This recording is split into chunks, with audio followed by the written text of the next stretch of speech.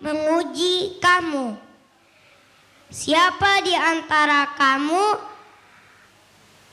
yang lebih baik amalnya, dan Allah Maha Perkasa, Maha Pengampun, yang menciptakan 7 langit berlapis-lapis.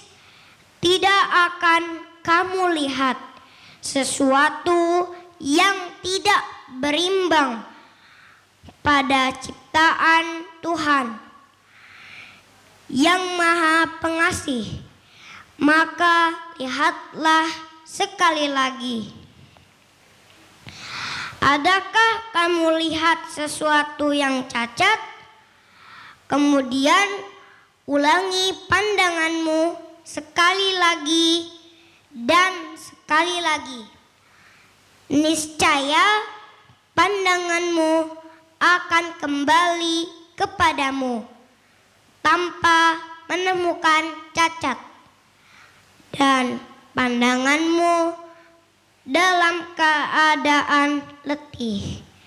Dan sungguh telah kami hiasi langit yang dekat dengan bintang-bintang, dan kami jadikannya sebagai alat-alat pelempar setan. Dan kami sediakan bagi mereka azab neraka yang menyala-nyala. Maha benar Allah dengan segala firman-Nya.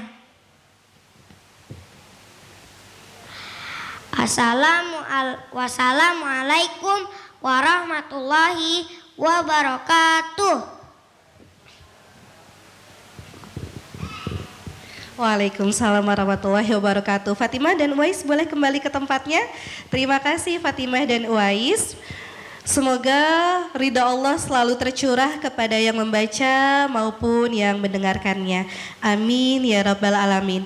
Baik, untuk selanjutnya saya akan membacakan susunan acara pada pagi hari ini.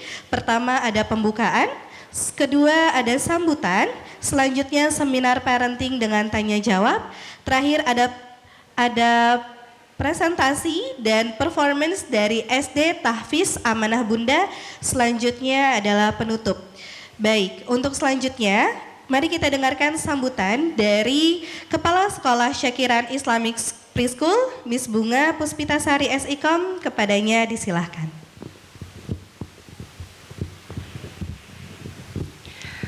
Assalamualaikum warahmatullahi wabarakatuh. Alhamdulillah, hari ini saya senang sekali melihat wajah cantik dan ganteng yang ada di ruangan ini. Pagi-pagi hujan besar tidak mengalahi semangat kita dalam mencari ilmu. Karena seperti yang kita tahu, ilmu parenting tidak ada di sekolah waktu kita kecil. Makanya saya sangat semangat sekali untuk mengadakan parenting. Dalam 1 tahun K5 kita ini mengadakan parenting 4 kali. Dan itu wajib hadir. Kalau tidak hadir tidak boleh ambil rapot. Harus diancam dengan cinta. Ya, jadi kenapa saya seperti itu? Karena kita ini sibuk sekali sebagai orang tua. Jadi saking sibuknya kita lupa bahwa anak ini kita didik harus pakai ilmu loh, bukan kerjaan kita aja yang harus pakai ilmu. Nah, makanya saya hadirkan di sini parenting untuk kita semua. Ini adalah kado cinta buat orang tua Syakiran Islamic Preschool agar bersinergi. Sekolah memberikan ilmu dari sekolah, orang tua memberikan ilmu dari rumah, semuanya bersinergi berdasarkan ilmu parenting yang kita dapat. Nah, alhamdulillah hari ini sudah hadir Kak Halimah, artis Instagram yang alhamdulillah berhasil kita jaring. Hari ini sudah datang meluangkan waktunya untuk kita. Dibuka matanya, siap-siap, dibuka hatinya, dibuka pikirannya. Yang lagi ada pikiran di rumah, di kantor, coba dilepas dulu, dititipkan dulu di rumah. Hari ini saatnya kita menimba ilmu supaya kita jadi orang tua yang lebih baik lagi ke depannya. Setuju? Setuju. Untuk info lagi nih Kak Halimah, yang hadir hari ini tidak hanya orang tua, tapi ada neneknya, bahkan ada pengasuhnya. Karena sesuai dengan tema Sandwich Family ini, pengasuhan berlapis pada anak. Yang orang tua bekerja tentunya butuh pengasuh di rumah untuk mengasuh. Atau neneknya yang turun tangan mengulang lagi rutinitas waktu nenek masih muda ya nek. Ternyata sampai tua juga harus ngurus cucu. Nah tentunya hal-hal itu kan kita harus satu visi misi. Jangan sampai ada yang jadi malaikat, ada yang jadi devilnya. Kesannya nih, oh kalau ada mama galak semuanya, nggak boleh, sama nenek boleh gitu. Nah gimana sih supaya satu visi misi? Saya hadirkan pakarnya. Selamat menikmati. Assalamualaikum warahmatullahi wabarakatuh. Baik, terima kasih Miss Bunga atas sambutannya. Acara seminar kali ini yang spesial yaitu didukung penuh. Jadi acara hari ini didukung penuh oleh Sekolah Dasar Tahfiz Amanah Bunda karena ada beberapa siswa alumni Syakiran tahun lalu yang meneruskan sekolahnya ke SD Tahfiz Amanah Bunda. Termasuk tadi yang baca Al-Quran dan sari tilawahnya Fatimah dengan Uwais adalah alumni Syakiran yang saat ini bersekolah di Sekolah Tahfiz Amanah Bunda. Selanjutnya, Syakiran Islamic Preschool mengucapkan beribu ucapan terima kasih kepada sponsor tunggal, yaitu Sekolah Dasar Tahfiz Amanah Bunda serta Mami Rizkia Auliani sebagai pemilik gedung. Beliau juga adalah orang tua siswa alumni Syakiran Batch 4 yang saat ini anak-anaknya juga bersekolah di Sekolah Tahfiz Amanah Bunda. Terima kasih pula juga kami ucapkan kepada pengisi booth yang ada di belakang sana yang telah memeriahkan acara hari ini. Yang pertama ada booth dari Zikrul Hakim. Boleh dilihat boothnya, siapa tahu nanti Mami bisa mampir. Selanjutnya, kenapa? Booth Zikrul Hakim mempunyai buku-buku cerita, betul Bapak? Iya, jadi setelah mendapat ilmu bisa dibeli buku-bukunya supaya menambah koleksi di rumah nanti. Selanjutnya ada booth dari Dimsum Bunda Abdul. Di sebelah mana Dimsum Bunda Abdul? Jadi bagi mami yang setelah belajar, setelah diskusi kelaparan bisa nanti ke Dimsum Bunda Abdul. Selanjutnya juga ada makaroni Ibu Alis. Jadi selain dari dimsum juga ada makaroni Ibu Alis di pojok sebelah sana mami. Selanjutnya juga ada Happy Selfies dan Grandma's House. Baik, bagi Mami dan Daddy nanti dipersilahkan untuk berbelanja di booth yang sudah disediakan di belakang, tapi setelah acara selesai. Selain booth makanan, ada juga stand booth dari Sekolah Dasar Amanah Bunda. Jadi bagi Mami yang masih penasaran pengen tahu Sekolah Dasar Tahfiz Amanah Bunda ini apa sih, kegiatannya bagaimana, terus tempatnya di mana, nanti bisa berkunjung langsung di boothnya Amanah Bunda. Selanjutnya, kami ingatkan juga kepada Mami dan Daddy yang hari ini membawa anak-anak, mohon dibantu ditertibkan supaya kita bisa menimba ilmu bersama-sama dengan fokus, dengan tenang, tanpa ada keributan atau misalnya tanpa sibuk, si kecil mau ini mau itu, nanti mohon dibantu untuk ditertibkan. Baik, selanjutnya sampailah kita pada acara inti yang pastinya akan menarik sekali.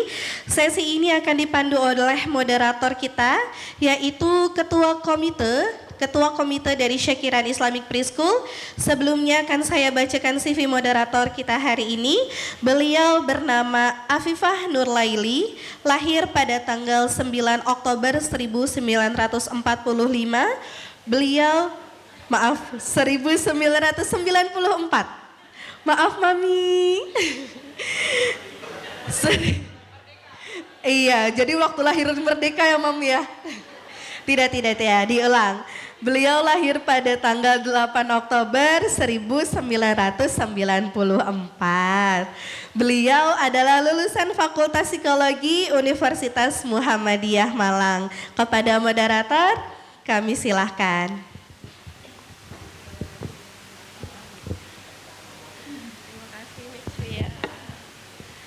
Ya, halo, assalamualaikum warahmatullahi wabarakatuh. Ya, saya cukup kaget karena usia saya seperti kemerdekaan ya. Terima kasih kepada Miss Wia telah memberikan kesempatan kepada saya. Selamat siang kepada Ibu dan Bapak semuanya. Apa kabar hari ini? Sehat semuanya? Mungkin suara saya agak sedikit bindeng ya. Hari ini agak dari tadi pagi hujan, tapi ibu-ibu dan bapak-bapak semua masih tetap semangat untuk menimba ilmu. Terima kasih atas waktunya. Baik, senang sekali kita bisa berkumpul di tempat yang insya Allah penuh berkah ini. Perkenalkan, saya Afifah yang akan memandu jalannya sesi talk show pada hari ini dengan tema How to Deal with Sandwich Family. Sebelumnya ada yang tahu nggak sih sandwich family itu apa? Udah pada tahu ya. Proses pengasuhan yang dilakukan secara bertumpuk. Bertumpuk maksudnya di sini adalah anak diasuh oleh neneknya, anak diasuh oleh pengasuhnya, ART, anak diasuh oleh bibinya, seperti itu. Kira-kira pengasuhan seperti ini tuh punya dampak negatif tidak ya? Bisa jadi punya dampak negatif apabila dilakukan dengan cara yang tidak sesuai. Misalnya kita punya rules di rumah gitu, terus tidak kompak antara nenek dan kakeknya, antara nenek dan ibunya, itu tidak kompak. Jadinya anaknya kebingungan nih, gimana nih, orang nenek boleh kok mamanya nggak boleh. Misalnya deh tentang gadget gitu. Ada jadwal screen time seminggu cuma 1 kali. Terus pengasuhnya, nggak ada mama, nggak apa-apa dikasih aja gitu ya. Terus nggak apa-apa dikasih aja. Tapi kan anak jadi kebingungan.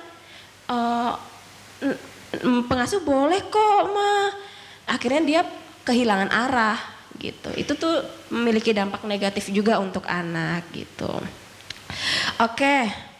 Daripada saya panjang lebar menjelaskan tentang pengasuhan, ada lebih pakarnya lagi nih. Tahu kan narasumbernya siapa? Yaitu Bunda Halimah. Beliau adalah beliau adalah parenting influencer yang sedang hits dan viral di TikTok dari masa pandemi sampai sekarang. Jumlah TikTok followersnya itu kurang lebih 180.000 followers. Saya sering banget melihat materi beliau dan sangat menarik ya. Pasti udah pada ngerti. Terus untuk followers di Instagram juga kurang lebih 166.000 followers di Instagram. Waktu itu beliau juga aktif menjadi relawan di komunitas peduli pendidikan anak di daerah Jakarta, Bekasi, dan Bogor. Benar Ibu? Selain itu beliau pernah bekerja sebagai social media specialist and strategi di berbagai brand. Dan saat ini beliau telah mendirikan komunitas Lingkar Aman bersama psikolog dan tenaga ahli dengan tujuan mengedukasi masyarakat tentang pentingnya membentuk pola asuh dan kesehatan mental. Wah, penting banget nih kesehatan mental buat kita semua ya, agar tetap waras dalam membersamai anak-anak kita, seperti itu. Baik, luar biasa sekali hari ini pematerinya, sangat excited saya. Mohon dicatat jika ada yang ingin ditanyakan, nanti akan ada sesi tanya jawab. Langsung saja kita sambut dan beri tepuk tangan kepada Bunda Halimah. Di mana di sini? Terima kasih. Oke, pematerinya sudah hadir. Kita semua nanti di sesi pertama pemateri akan memaparkan materinya kurang lebih selama 25 menit. Setelahnya akan diskusi bersama moderator, bersama saya. Mungkin akan lebih banyak diskusi ya kita. Lalu ada sesi tanya jawab seperti itu. waktu dan tempat, saya persilahkan. Terima kasih. Terima kasih banyak Bunda Viva, terima kasih banyak Miss Bunga sudah mengundang saya, bahagia banget loh. Ini kayak baru pertama kali saya diundang oleh Preschool. Sebelum-sebelumnya yang ngundang itu kampus, universitas gitu ya. Jadi saya bangga banget karena kesadaran dunia pendidikan kita tentang parenting itu udah dimulai dari unit terkecilnya. Gitu ya, unit paling dasar sekali yaitu preschool. Kemudian kebahagiaan saya berikutnya Miss Bunga adalah adanya bapak-bapak. Saya selama hampir 2 tahun belakangan setiap bikin seminar parenting, webinar, yang hadir ibu-ibu mulu. Aduh capek, ini bapaknya pada nggak ada kali ya gitu ya. Oh ternyata ada bapak-bapaknya hari ini, alhamdulillah. Saya akan memulai materi hari ini sebelum kita masuk ke tema kita tentang sandwich alias keluarga yang lapisannya banyak gitu ya. Ada nenek, ada kakek, ada om, paman, babysitter dan sebagainya. Nah, sebelum masuk ke situ saya mau bicara tentang pentingnya parenting seperti yang tadi sudah disampaikan oleh Miss Bunga. Apa yang akan terjadi di kehidupan anak kita kira-kira 20 tahun dari sekarang itu dibentuknya, ditentukannya dari 5 tahun pertama. Ini bukan cuman soal kalau dia cepat membaca nanti ini anak lebih pintar, bukan. Parenting itu bahkan anak kita nih, adik-adik lucu yang sedang ada di sini, nanti dia kalau milih jodoh, milihnya bener atau enggak, itu ditentukan dari parenting orang tuanya. Sadar nggak ya, waktu kita belum nikah nih ibu-ibu, bunda-bunda, kalau kita misalnya dulu ada yang pacaran atau ada yang ta'aruf gitu ya, kok selalu kenanya sama orang yang mirip-mirip ya? Ada yang selalu jatuh cinta sama orang yang cuek. Katanya kalau cowok cool itu keren gitu ya, cowok pendiam itu keren. Tapi lama-lama apa-apa didiemin, ada masalah didiemin, capek juga gitu ya. Ada masalah, santai aja diemin, capek juga. Ternyata waktu kecil ayahnya jarang ngajak ngobrol. Jadi otak manusia itu akan merekam interaksi terpenting di tahun-tahun pertamanya untuk dia jadikan referensi. Jadi bapak-bapak, gimana cara bapak-bapak memperlakukan istri hari ini akan diingat anak. Kalau kita nyuruh istri nggak pakai kata-kata manis, sayang kopinya dong gitu ya. Coba kayak, mah kopi. Yang diingat anak perempuan adalah laki-laki itu makhluk menyusahkan. Bisanya nyuruh-nyuruh. Makanya banyak sekarang fenomena anak perempuan ogah nikah. Sedang datang gelombangnya ke Indonesia Miss Bunga. Yang udah kejadian di mana? Di Jepang dan di Korea. Angka perempuan yang bersedia nikah di Korea sana cuma 30%. Jadi di antara 10 perempuan usia siap menikah, yang mau nikah cuma 3. 7-nya makasih nggak mau nikah. Dari antara 3 yang mau nikah, yang mau punya anak berapa? Cuman 1. Sampai saking parahnya ini kejadian, di Jepang sana, di Korea sana, pemerintahnya berlomba-lomba bayar. Siapa yang mau punya anak? Kita bayarin anaknya, kita bayarin. Rumah sakitnya, persalinannya, kita bayarin. Supaya kalian tuh mau punya anak. Ternyata nggak ada juga yang mau. Kenapa? Saking para perempuan dia merasa bahwa pernikahan itu begitu traumatis. Dulunya nikah ya, sebelum nikah gitu punya waktu ngumpul sama temennya.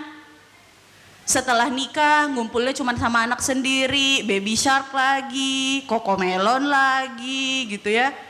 Sehari-hari baby shark, Cocomelon, sampai budek. Sampai nih banyak ibu-ibu yang kalau ketemu sama orang sepantarannya, seusianya, ngomong udah nggak nyambung lagi. Karena kelamaan ngobrol sama anaknya mulu di rumah. Nggak nyambung lagi ngobrol sama seusianya tuh. Otaknya udah nggak nyetem lagi. Saking kita nggak punya waktu bersosialisasi. Sementara Kalau yang laki-laki, Bapak kan alhamdulillah ya kalau bekerja gitu, kita syukuri pekerjaan Bapak sebagai sumber ekonomi kepada keluarga. Terima kasih banyak untuk kerja kerasnya gitu ya Pak. Tapi kalau Bapak kadang-kadang di kantor atau di tempat kerja masih bisa tukar pikiran sama teman. Jam makan siang masih bisa makan siang bareng teman. Hari ini makan ini di sini gitu ya. Atau pulang dari kantor masih sempat ngopi sama teman. Paling enggak ngerokok di parkiran ataupun di basement kantor. Kalau ibu-ibunya yang bisa makan siang dengan tenang 1 tahun terakhir angkat tangan kayaknya jarang. Baru makan sesuap, ibu cebok gitu ya. Baru mau tidur siang. Tuh suaminya bingung, kamu apa sih ngeluh capek-capek gitu ya. Kan kamu cuma di rumah doang, saya ini loh kerja gitu ya. Pak gimana gak capek ya. Bangun pagi, ibu itu badannya belum bangun nih Pak, masih tiduran ya. Otaknya udah nyampe di besok. Tagihan listrik, pampers. Oh, itu deterjen udah habis belum ya? Aduh, jam 8:30 nanti harus udah masak ini. Waduh, ini badannya belum bangun, otaknya udah bekerja. Jadi kadang-kadang kalau istrinya capek Pak dan ngeluh capek, jangan disuruh istirahat. Percayalah istirahat itu cuman badannya doang istirahat, pikirannya masih kemana-mana. Tapi coba dibantu, anak-anak aku bawa jalan-jalan keluar dulu ya. Gitu ya. Atau malam ini gak usah masak, kita beli di Gojek. Atau cucian biarin aja mah, kita pakai laundry atau saya yang nyuci. Nggak usah suruh istrinya istirahat, kerjaannya ambil alih Pak. Wah itu langsung senyum-senyum tuh ibunya tuh. Gitu. Jadi parenting itu akan membuat anak jadi mengerti bahwa ternyata keluarga itu fungsinya kalau aku kesusahan ada yang bantu, ada yang backup. Bukan hanya sekedar bahwa nikah ada statusnya, itu yang membuat orang banyak sekarang skeptis terhadap pernikahan. Jadi kita mulai masuk ke dalam tema kita hari ini, Unpack the Sandwich Family. Boleh next. Yang pertama, kita harus sadari bahwa tidak ada, kita harus sadari bahwa tidak ada keluarga yang sempurna, Bu, Pak. Kadang-kadang kita tuh suka ngebatin ngelihat keluarga yang lain. Aduh dia mah enak, gak tinggal sama orang tua, gak tinggal sama mertua. Jadi bebas nerapin parenting gitu ya. Atuh dia enak, ada babysitternya, ada ART-nya. Jadi lebih leluasa ngurus anak, jadi ibu yang sabar. Pada dasarnya setiap keluarga itu memiliki ujiannya dan tantangannya masing-masing. Kalau kita dengarkan tadi lantunan suci ayat Quran yang di awal tadi bahwa Allah itu menciptakan kadang-kadang anggota keluarga kita tuh sebagai ujiannya. Gitu ujiannya nggak dari luar. Ujian terberatnya kadang-kadang dari anggota keluarga kita sendiri gitu ya. Jadi jangan terpancing untuk membanding-bandingkan keluarga kita dengan keluarga lain. Kalau misalnya lagi sharing parenting suka gini kadang-kadang Miss Bunga. Kamu mah bisa parentingan, tinggalnya udah gak bareng mertua, aku mah gak bisa. Enggak, kita tuh bisa. Ada kapasitas mampunya. Tapi misalnya parenting itu standar 100%-nya di sini, kita mungkin agak di sini, gak apa-apa. Gitu ya. Jadi jangan berpikir bahwa parenting itu bisa diterapkan kalau aku punya hal tertentu. Gitu ya. Kemudian yang kedua, 1-2 hal buruk jangan membuat kita memandang hitam tentang rumah tangga kita. Gitu ya. Misalnya hal-hal kecil seperti suami kalau pulang bukannya nyapa istrinya dulu, bukan membelai istrinya dulu langsung pegang handphone. Ayo siapa gitu ya. Kadang-kadang aduh suamiku ini gak perhatian. Suamiku nih bukan, kalau dulu aja ya zaman masih pendekatan belum nikah. Aduh setiap saat aku ditanyain pengen makan apa, pengen jalan kemana gitu ya. Tapi sekarang enggak. Nah 1-2 hal seperti ini adalah hal wajar banget dalam pernikahan. Dan jangan langsung menjudge suami kita bahwa dia adalah pribadi yang buruk hanya karena 1-2 kekurangan. 5 tahun pertama pernikahan adalah 5 tahun yang paling penuh gonjang-ganjing, di mana kita masih kaget dengan karakter satu sama lain. Jadi jangan berpikir bahwa kayaknya ini udah tabiat, gak bisa lagi diperbaiki. Bisa, nanti ada caranya. Kemudian kita semua mampu kok menerapkan parenting, tapi dengan porsi kita masing-masing gitu ya. Parenting itu nggak bisa kita terapkan 100% sama gitu ya, 100% standar di setiap keluarga-keluarga. Karena keluarga-keluarga nih beda suku aja antara bapak dan ibu, itu udah mempengaruhi pola asuh kita. Beda suku aja udah mempengaruhi gitu ya. Apalagi kalau sampai ada keluarga yang beda kewarganegaraan misalnya, itu lebih mempengaruhi lagi. Dan ini yang banyak jadi huru-hara dalam rumah tangga. Beda status ekonomi. Wah, itu kalau nggak diomongin di awal nih, harus diomongin sebenarnya. Dalam konteks keluarga ini, siapa yang menjadi pencari nafkah? Apakah aku sebagai istri harus turut membantu? Ataukah aku hanya fokus pada anak-anak dan keuangan diserahkan 100% ke suami? Itu harus dibicarakan. Dan ketika keuangan 100% dipegang oleh suami, bagaimana dengan orang tua kita, orang tua istri, orang tua suami? Dari pendapatan tersebut, masing-masing keluarga kita dapat berapa? Karena kita nggak kayak di luar negeri nih, misalnya di Amerika, wah penghasilan anak tuh nggak ada urusannya sama orang tua lagi. Tapi di Indonesia penghasilan anaknya masih jadi penghasilan orang tuanya juga kadang-kadang. Harus dari awal dijelaskan. Apakah suami kita masih ada tanggungan membantu orang tuanya untuk cicilan? Oke, harus terbuka semuanya. Gitu ya, karena masalah ekonomi ini adalah masalah yang sensitif sekali. Jadi kita semua sebenarnya mampu menerapkan parenting hanya dengan skala-skala tertentu. Boleh next? Oke. Nah, yang sering terjadi adalah masalah yang sering terjadi. Yang pertama adalah soal pilih kasih. Kita sebagai nenek, sebagai kakek, orang tua, papa mama, kadang-kadang udah yakin, saya nggak ada pilih kasih. Nggak mungkin saya pilih kasih, semuanya anak saya nggak pilih kasih. Itu teori yang kita ucapkan. Tetapi secara alamiah, kita semua pilih kasih. Nggak ada orang tua yang nggak pilih kasih. Itu secara naluri, kita sadar nggak sadar, kita semua pilih kasih. Biasanya kita pilih kasih terhadap apa? Anak yang lebih lemah, dalam hal ini yang lebih kecil, yang lebih butuh banyak bantuan. Kita secara nggak sadar lebih perhatian sama yang kecil. Ini nggak sadar, kita bukannya sengaja pengen lebih sayang sama yang kecil, tapi biasanya ini naluri kita sebagai makhluk hidup. Hewan aja, kucing misalnya melahirkan 6 anak, anak yang paling kecil biasanya yang paling diintilin sama induknya, karena dia tahu ini yang paling lemah. Kemungkinan hidupnya lebih pendek, dia tahu mana yang lebih sakit gitu ya. Jadi dia selalu memperhatikan yang lebih kecil. Jadi kita ini memang pilih kasih.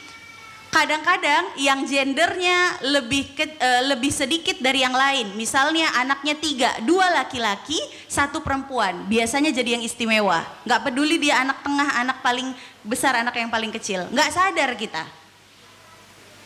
Gitu ya. Atau para bapak-bapak yang lebih suka sama anak laki-laki. Atau ibu yang lebih suka sama anak perempuan. Secara naluriah kita semua pilih kasih. Masalahnya mau gak kita menyadari bahwa kita memang pilih kasih, dan itu gak apa-apa. Itu adalah bagian dari diri kita yang mau memberikan perlindungan terbaik sama anak yang paling butuh menurut kita. Atau di satu keluarga itu ada anak yang sering sakit-sakitan, biasanya jadi favorit, biasanya jadi paling disayang.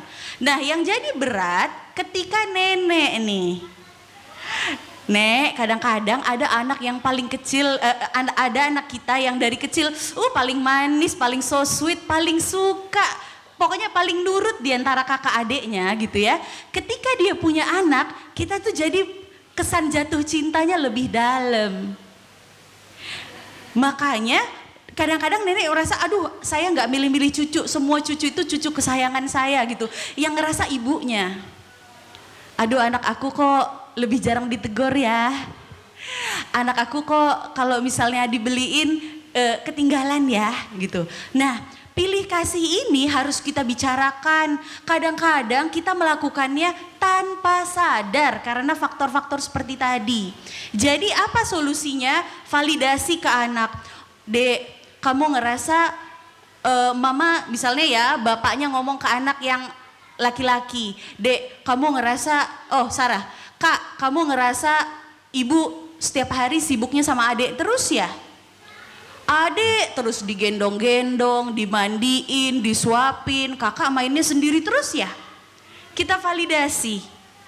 Bukan untuk menjelek-jelekkan ibunya, tapi kita kasih tahu bahwa saya tahu nak apa yang kamu rasakan. Nggak enak ya, kalau adik terus yang dari pagi ketemu pagi sama ibu terus nempel, kamunya main sendiri. Nggak enak ya nak, rasanya ya nak. Kita validasi, kita kasih dia kesan bahwa ada loh orang yang ngerti perasaan kamu gitu. Ternyata ya Pak, Bu, di sini kan masih para orang tua muda semuanya ya, anak-anaknya masih kecil. Mohon perhatikan anak kita yang pertama. Kasih perhatian lebih sama anak kita yang pertama. Bagi kita tuh dia udah gede, udah 5 tahun, 6 tahun, udah gede, udah bisa jalan sendiri, makan sendiri, mandi sendiri. Dia itu masih kecil loh Pak.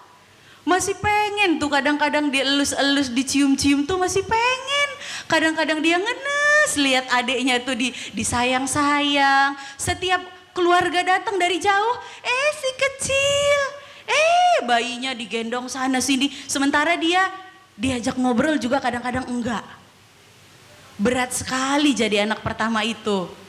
Ini yang menyebabkan banyak sekali anak pertama mengalami gangguan berekspresi. Karena dia merasa aku tunjukkan atau tidak aku tunjukkan perasaan ini, gak ada yang peduli. Kadang-kadang kita nih ibu-ibu kelepasan, lagi capek ya ngurusin bayi itu kan, udahlah kita begadang, kadang-kadang menyusui, payudara perih gitu ya. Kadang-kadang kalau si kakak minta main 5 menit aja, apaan sih kak, kan bisa main sendiri. Bukan masalah main sendiri, pengen ditatap nih sama mamaku nih. Pengen dielus-elus kayak aku waktu kecil. Itu ya, jadi banyak ya di komunitas saya di lingkaran aman, pasien psikologi anak itu kebanyakan anak pertama. Dan nih yang mengejutkan, anak pertama dan laki-laki.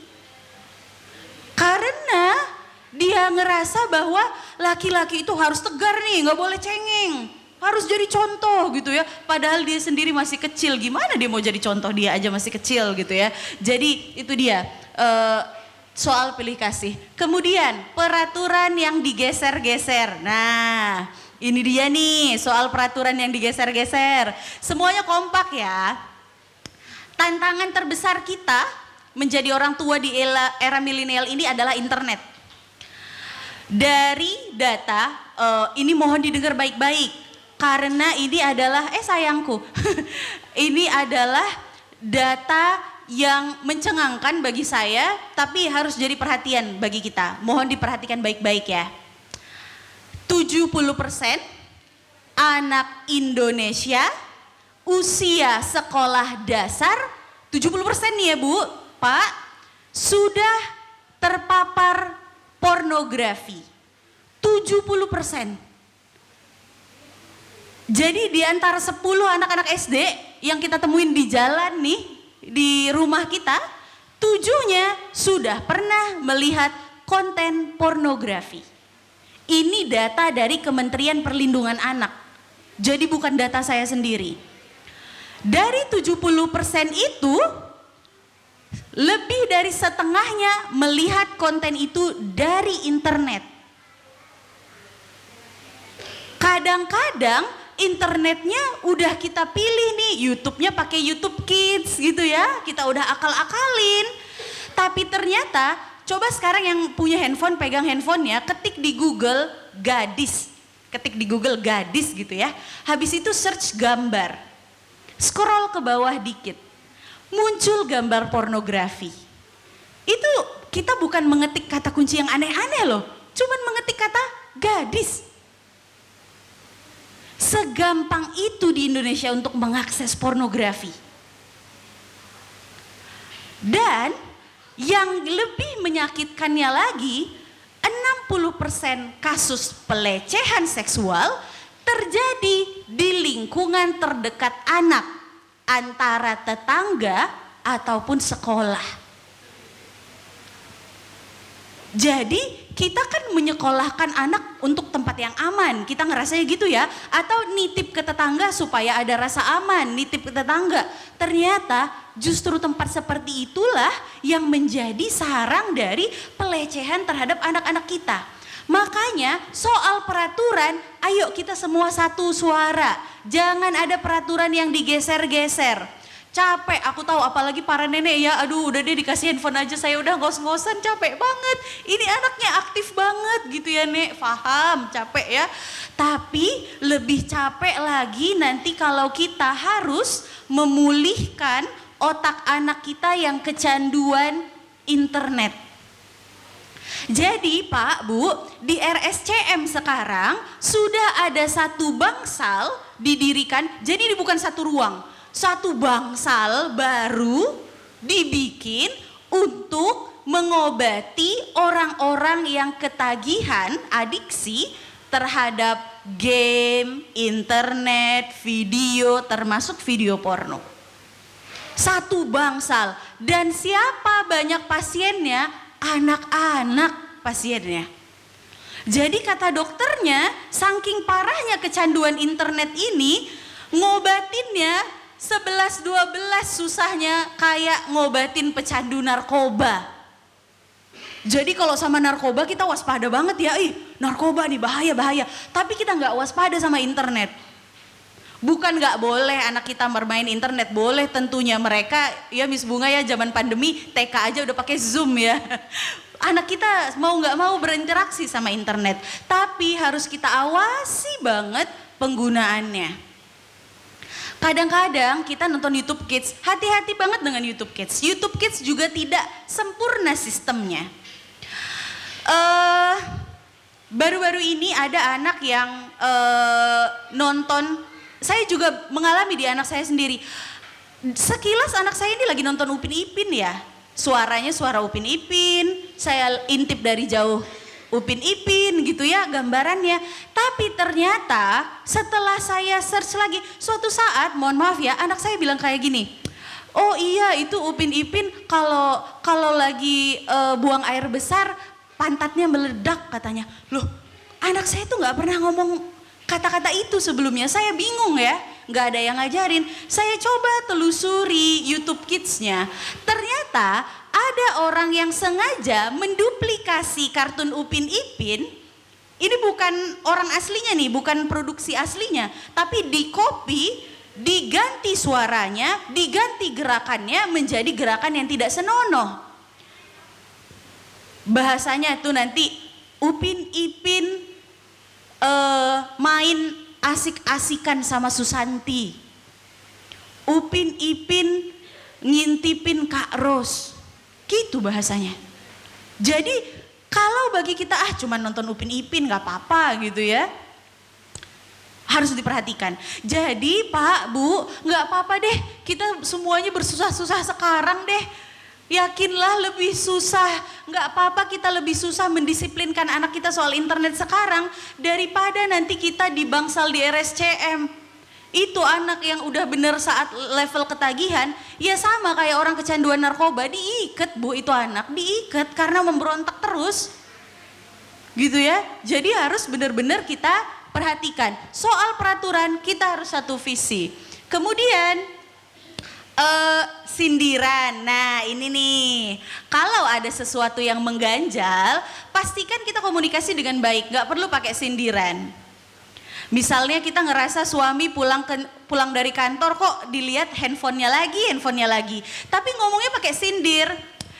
Seru tuh gamenya, seru tuh Mobile Legend gitu ya.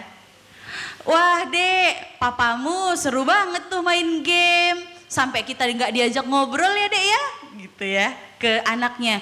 Jangan gunakan sindiran seperti ini. Sindiran hanya akan membuat lawan bicara kita sakit hati, tapi tidak ada keinginan untuk mengubah perilaku. Sama deh kayak misalnya kita disindir sama mertua, wah pagi banget bangunnya gitu ya. Enak banget bangunnya pagi gitu ya, padahal kita bangunnya kesiangan. Kan kita ngerasa tersindir tapi nggak berniat untuk melakukan perubahan tingkah laku. Kalaupun kita berubah tingkah lakunya itu berdasar kesakit hatian gitu ya, jadi nggak enak. Nah, jadi misalnya solusinya apa? Ketika misalnya kita ngerasa suami kurang perhatian gitu ya, pulang-pulang megang handphone, bisa kayak gini, sayang, disayang-sayang dulu nih, kangen deh kalau kamu pulang dari kantor kita ngobrol berdua. Adek seneng banget deh sayang kalau kamu pulang langsung main ngobrol sama dia gitu ya. Jadi beneran kita secara langsung gak pakai sindir-sindiran. Sindir-sindiran ini banyak merusak komunikasi keluarga. Kemudian rasa canggung. Perlu diingat bahwa sama keluarga sendiri aja kadang-kadang kita ngerasa canggung. Sama ibu sendiri, kakak sendiri, bapak sendiri kadang-kadang kita ngerasa canggung. Jadi sangat wajar kalau antara menantu dan mertua ada rasa canggung. Jadi kita harus jadi jembatan. Misalnya kita sebagai perempuan harus jadi jembatan antara suami kita dan ibu kita. Demikian pun para bapak-bapak jadi jembatan antara istri kita dan ibu kita. Karena situasi canggung ini bisa merembet ke banyak hal. Boleh next? Kemudian coba melihat sisi baik satu sama lain. Istriku ini walaupun masakannya kurang variatif, tapi kalau soal mengurus anak-anak dia jagonya. Lihat anak-anak aku tumbuhnya sehat, sekolahnya terurus, ya. Suamiku ini meskipun kalau dicurhatin doang gak ada tanggapan gitu ya. Tapi dia demikian pekerja keras, demikian penyayang. Menantuku ini meskipun gak selincah aku dalam beberes rumah, tapi dia kalau ada makanan, kalau habis dari luar dia selalu ingat untuk beliin aku gitu ya. Mertuaku ini walaupun kalau pagi suaranya udah setinggi 7 oktav gitu ya. Tapi kalau aku sakit dia selalu bantuin aku untuk handle anak-anak. Jadi nggak apa-apa, realita buruk dan realita baik bisa hadir bersamaan tanpa menghilangkan satu sama lain. Yang jadi masalah adalah ketika kita udah deh buang aja buruk-buruknya, anggap nggak ada. Gitu. Ketika kita berusaha untuk tidak menganggap adanya kebaikan seseorang, susah juga kita untuk mengapresiasi dia. Jadi itu nanti komunikasinya lebih susah. Kemudian latih komunikasi. Dari tadi sindir-sindiran langsung to the point. Kemudian fokus tujuan jangka panjang. Tujuan jangka panjang kita berkeluarga tuh apa sih? Jangan-jangan nggak punya. Tujuan jangka panjang itu apa? Pengen mandiri, punya rumah sendiri, pengen nyekolahin anak ke luar negeri, itu harus ada loh tujuan jangka panjangnya. Kalau enggak, kalau misalnya kita terus menerus, ya udah yang penting gaji bulan ini untuk kebutuhan bulan depan dan begitu seterusnya, nanti keluarga kita nggak berkembang. Jadi fokus tujuan jangka panjang kita apa? Misalnya kita pengen anak kita kuliah di luar negeri. Oh berarti dari sekarang kita udah harus cari nih tempat les bahasa Inggris, membiasakan anak kita disiplin dalam belajar gitu ya. Jadi sama-sama fokus tujuan jangka panjang. Kemudian rajin-rajin untuk mencari kebahagiaan di antara tekanan. Ibu-ibu kita berkeluarga itu ada tekanannya loh. Meskipun kita ngerasa kayak cuma di rumah-rumah aja, tekanannya berat loh. Dan saya mau nih, jadi kalau hari ini kita pergi ke rumah sakit terdekat, rumah sakit manapun, ya, lalu kita tanya, kelompok profesi siapa yang paling banyak sakit komorbid? Entah itu diabetes, tekanan darah tinggi, sakit jantung. Siapa yang paling banyak, profesi apa yang paling banyak mengalami ini? Supir truk? Bukan. Orang yang kerja berat di bangunan? Bukan. Orang yang tiap hari mondar-mandir seperti driver? Bukan. Siapa dia? Ibu rumah tangga. Ibu rumah tangga adalah kelompok produktif yang paling banyak sakit di Indonesia. Umur 40 bersamaan dengan menopause, biasanya kalau ke rumah sakit itu dokternya udah ini bukan menopause doang Bu, sekalian diabetes, sekalian hipertensi, sekalian pembengkakan jantung. Karena apa? Makannya nggak pernah bener. Ini ibu-ibu ini Pak, asal Bapak tahu ya, ini di rumah nih semuanya nih, masak kalau dia goreng sesuatu yang bagus-bagus disisain buat Bapak dan anak-anak, yang gosong dia makan. Sayang katanya. Kalau bikin roti ini, bikin roti isi buat anak-anak, bikin sandwich gitu ya, dia makan pinggirannya nih para ibu-ibu nih, tersangkanya nih wajah-wajah makan pinggiran roti buat bekal anak nih. Selalu bagian paling gak bergizi, paling gak enak dia makan supaya keluarganya makan. Tidurnya gak karuan, dari mata-matanya ini kayaknya gak ada yang tidur berhasil 8 jam sehari. Ayo, ada yang tidur 8 jam sehari? Gak ada. Gak ada yang berhasil tidur 8 jam sehari. Yang tidur kadang-kadang badannya doang, pikirannya kemana-mana. Ini yang bikin ibu-ibu kita ini umur 40 semuanya punya penyakit komorbid. Dan itu bisa Bapak cek, Ibu cek di rumah sakit. Semua datanya begitu. Mungkin para nenek-nenek yang hadir di sini udah mulai berasa ya Nek ya. Udah berasa itu dampak-dampak dulu. Oh, ngebesarin anak sambil jualan, sekarang bantuin ngurus cucu. Berasa ya Nek ya. Sedih sekali. Jadi nggak mau ya Pak, usia 40 tahun udah jadi duda ya Pak, jangan ya. Jadi ya udah. Jadi beneran, kadang-kadang istri kita ini harus kita sentil juga. Hei, utamakan dirimu. Kamu itu manusia bukan superhero. Karena Pak, kalau istri kita senewen, anak ikutan rewel, itu udah nyetrum tuh. Soalnya mereka satu badan, anak sama istri kita ini kan satu badan dulunya. Jadi apa yang terjadi sama ibunya, anaknya berasa. Ibunya nggak enak hati, anaknya rewel. Kita ini satu badan, nyetrum. Jadi kalau Bapak pengen ini keluarga bahagia, bahagiakan hidupnya. Seminggu sekali Pak, coba deh. Kalau mau istrinya senyumnya dari kuping ke kuping nih, lebar gitu ya. Coba deh, seminggu sekali luangkan waktu 2 jam aja, 2 jam. Gak banyak-banyak 2 jam. Atau kebanyakan 2 jam, sejam deh, sejam. Biarkan istrimu melakukan apapun yang dia mau lakukan tanpa digangguin anak. Wah, surga banget tuh. Langsung banyak yang senyum tuh. Beneran, istrinya bahagia, keluarga otomatis bahagia. Anak yang biasanya kalau jatuhin gelas dimarahin sampai ujung gang tuh Pak suaranya. Kalau ibunya cukup waktunya untuk diri sendiri, anak mau ngejatuhin piring selusin juga senyum dia. Iya, karena dia selesai sama dirinya sendiri. Kadang-kadang kita mikir ya, istriku waktu sebelum nikah kayaknya bening banget, sekarang kok agak-agak burem dikit ya, gitu, kayak berkurang wattnya gitu. Kadang-kadang Pak dia nggak sempet mengurus dirinya sendiri. Kapan terakhir kali ini ibu-ibu bisa mandi, boro-boro luluran, mandi sampai busanya bener-bener bersih aja jarang nih. Baru setengah mandinya masih licin-licin, Bo. Dor pintu kamar mandi. Gitu ya. Jadi kadang-kadang kita juga sebagai ibu harus sadar, kita bukan superhero. Kita manusia biasa. Tanya ke ibu-ibu kita, ke mertua-mertua kita, kepada nenek gitu ya. Apa sih yang pengen dinikmatin? Aduh, pengen nikmatin kalau bisa ya, masa-masa berumah tangga itu dinikmatin. Karena ketika udah tua, baru berasa sakit-sakitnya dari ujung kepala sampai ujung kaki. Perjuangan yang udah kita lakukan untuk membesarkan anak, baru berasa. Jangan sampai istri kita kayak gitu ya Pak ya. Jangan mau jadi duda muda ya Pak ya. Oke, kemudian, nah ini kayaknya yang terakhir deh.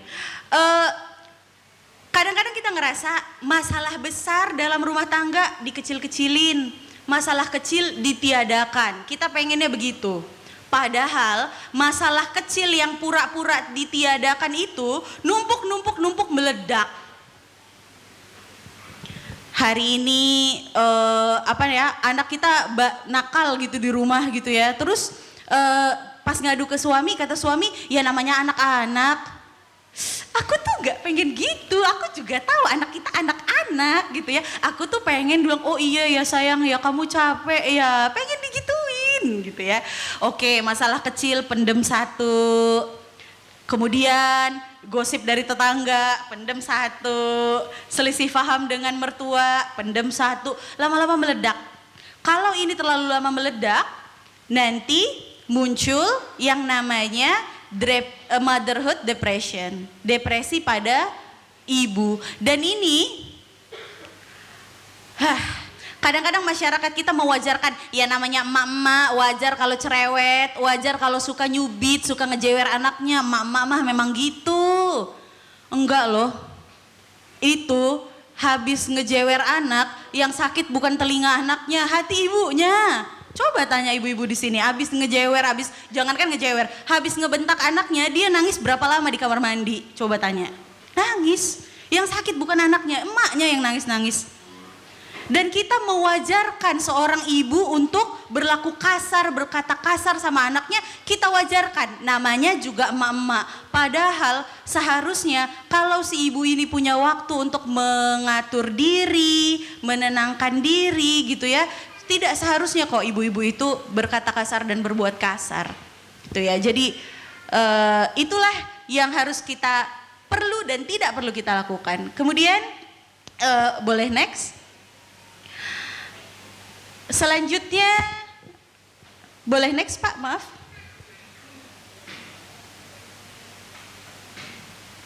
Oke, nah ini adalah strategi tambahan. Ini ada yang terakhir, kayaknya saya udah kebanyakan ya ngobrolnya ya, maaf.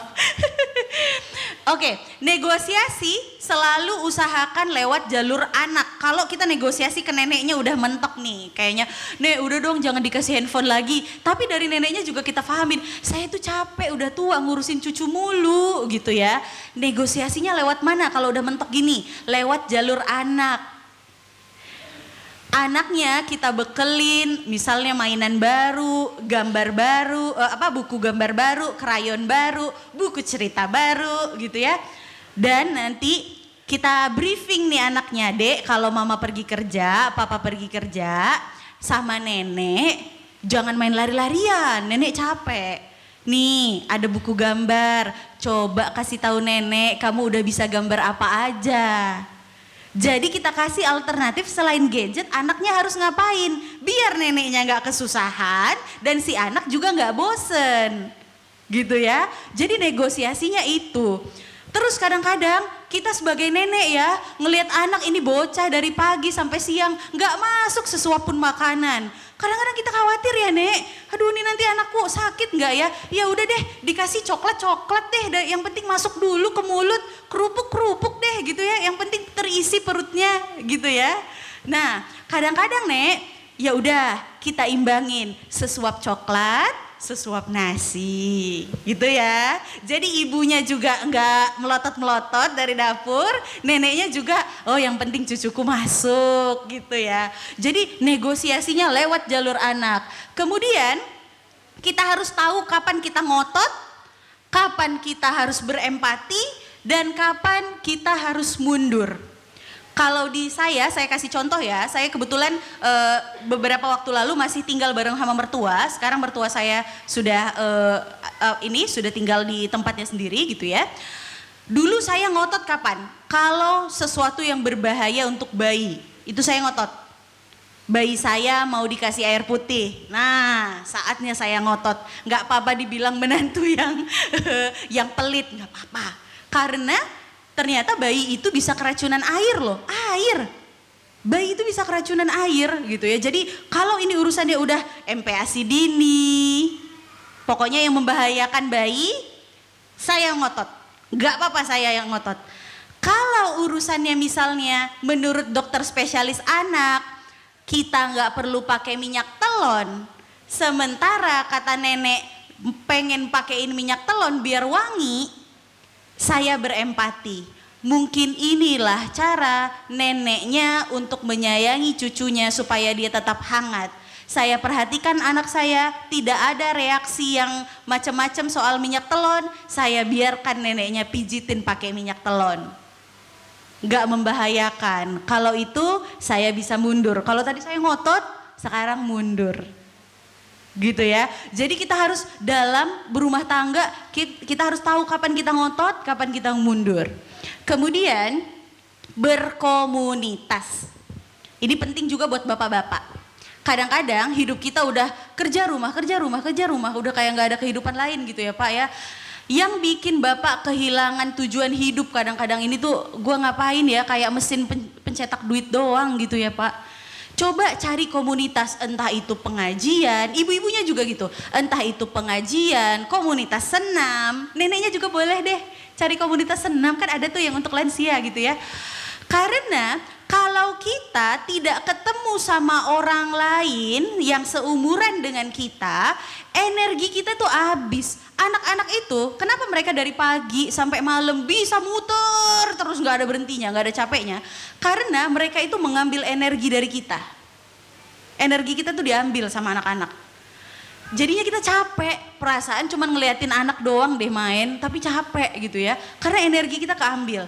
Jadi isilah energi kita sama ketemu dengan orang-orang yang komunitas yang kita sukai. Entah itu pengajian, komunitas senam, komunitas menyulam kayak apa ya gitu ya. Kalau banyak nih ibu-ibu yang ngerasa bahwa kumpul-kumpul itu gak penting. Seringnya ngomongnya gini, sahabat terbaikku itu adalah suamiku sama anakku, yang lain gak perlu katanya. Kamu ketawa. Karena banyak dramanya ya, circle pertemanan banyak dramanya ya Bu ya. Ngomongin kanan kiri, pamer pencapaian gitu ya. Kita ngerasanya gitu ya. Tapi berteman itu tetap perlu. Jangan sampai kayak saya bilang tadi, ngeheng. Ketemu sama teman sepantaran, ngomongnya udah gak nyambung lagi. Gak tahu ngomong sama orang dewasa caranya gimana, udah ngeheng. Kita tetap harus punya komunitas. Kita tetap harus berkegiatan.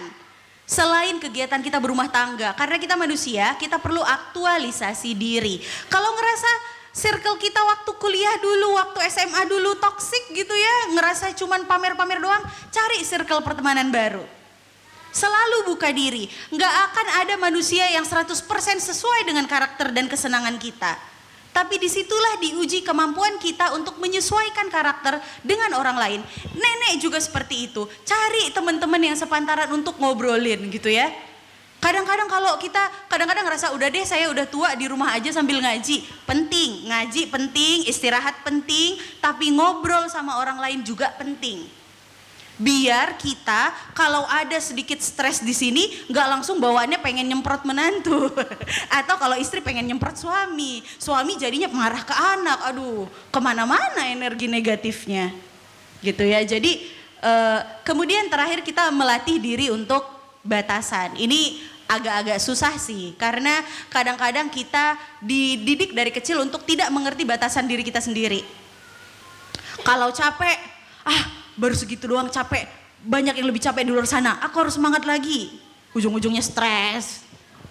Aku gak boleh sedih, gak boleh, aku harus bahagia depan anak-anakku. Tapi gak lama kemudian anaknya bikin salah, pok gitu ya. Saking tadi gak boleh sedih, padahal mah sedih-sedih aja. Gak apa-apa. Kita itu manusia memang dikasih kapasitas itu sama Allah. Emang buat apa sih air mata diciptain sama Allah tuh? Gak ada kegunaan lainnya tuh, gak ada selain membiarkan kita. Itu ini loh, kelenjar air mata itu menurunkan level stres. Jadi sama Allah tuh dikaruniakan untuk melepaskan stres secara alami. Jadi ya udah dikasih sama Allah alternatifnya, mohon digunakan.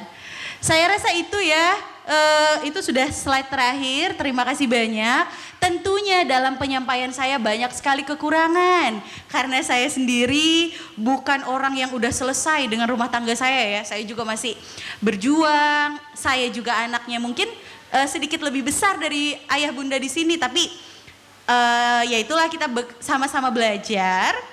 Dan apapun yang saya sampaikan sangat boleh Bapak dan Ibu tidak setuju, ambil yang setuju-setujunya aja kalau ada ya gitu ya. Dan untuk selanjutnya nanti boleh kita di sesi tanya jawab. Saya mohon maaf untuk kata-kata yang kurang berkenan. Wabillahi taufiq wal hidayah. Wassalamualaikum warahmatullahi wabarakatuh. Waalaikumsalam warahmatullahi wabarakatuh. Baik, beri tepuk tangan kepada Bunda Halimah atas kesempatannya hari ini. Wah, Masya Allah sekali ya, materinya sangat bagus, pembahasannya juga relate dengan kehidupan kita. Materinya itu mulai dari tentang attachment, kelekatan terhadap anak dari usia 5 tahun pertama, karena memang usia 5 tahun pertama itu usia yang sangat rentan ya. Karena siapa lagi yang mereka cari selain orang tua atau orang terdekatnya, seperti itu. Lalu ada tentang keluarga yang memang nggak sempurna, jadi tidak harus membanding-bandingkan antara satu dengan yang lain. Lalu ada peraturan yang tidak perlu digeser-geser. Memang kalau kita punya rules, kita harus fokus ya terhadap rulesnya itu, visi dan misi. Terus tentang pilih kasih, tentang sindiran, lalu rasa canggung, seperti itu. Bunda minum. Kami kasih waktu Bunda Lima untuk minum terlebih dahulu. Mungkin ada yang mau ditanyakan mengenai materi hari ini? Baik.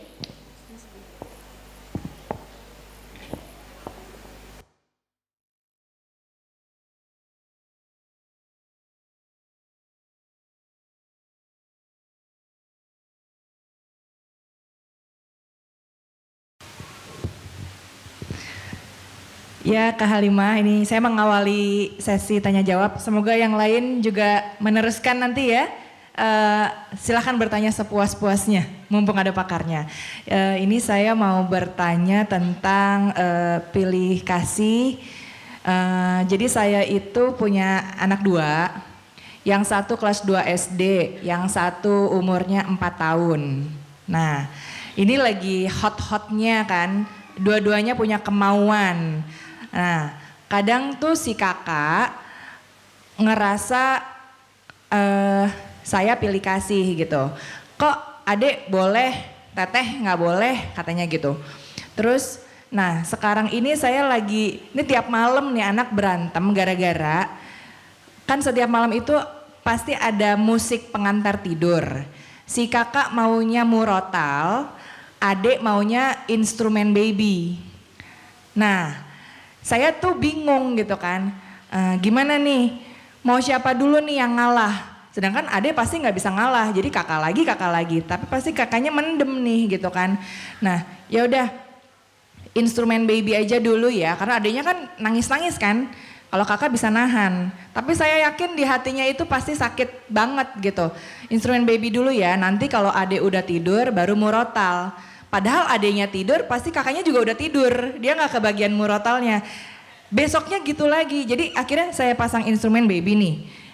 Kakaknya akhirnya tidur sambil terisak-isak gitu. Nanti saya pindahin ke instrumen, adeknya nangisnya teriak-teriak. Nah itu tuh saya bingung, itu hampir tiap malam seperti itu. Bagaimana nih solusinya? Terima kasih. Terima kasih banyak Miss Bunga. Ini adalah 2 masa yang susah-susah nih ya.